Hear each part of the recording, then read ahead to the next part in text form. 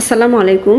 কোটা সংস্কার আন্দোলনে গুলিবিদ্ধ জগন্নাথ বিশ্ববিদ্যালয়ের হিসাব বিজ্ঞান ও তথ্য ব্যবস্থাপনা বিভাগের শিক্ষার্থী ইকরামুল হক সাজিদ মারা গেছেন। বুধবার দুপুর 2টার দিকে সম্মিলিত সামরিক হাসপাতালে চিকিৎসাধীন অবস্থায় মারা যান তিনি। বিষয়টি নিশ্চিত করেছেন বিশ্ববিদ্যালয়ের কোষাধ্যক্ষ অধ্যাপক ডক্টর মোহাম্মদ হুমায়ুন কবির চৌধুরী। সিএমএইচ-এর চিকিৎসকরা জানান, 8 দিনের বেশি পার হয়ে গেলেও তার শারীরিক অবস্থার কোনো উন্নতি লক্ষ্য করা যায়নি। মৃত্যুর আগ পর্যন্ত তিনি সংকটাপন্ন অবস্থায় লাইফ সাপোর্টে ছিলেন। এদিকে সাজিদের মৃত্যুর খবর পাওয়ার পরই দায়ী সবার বিচার চেয়ে বিক্ষোভ মিছিল করেছেন জগন্নাথ বিশ্ববিদ্যালয়ের শিক্ষার্থীরা। সাজিদের মৃত্যুতে শোক প্রকাশ করে কোষাধ্যক্ষ বলেন, সাজিদের অবস্থা খুবই খারাপ ছিল। ছেলেটা আর আমাদের মাঝে নেই। ওর বাবা মা এই শোক কিভাবে সামলাবে? তার আত্মার মাগফিরাত কামনা করছি।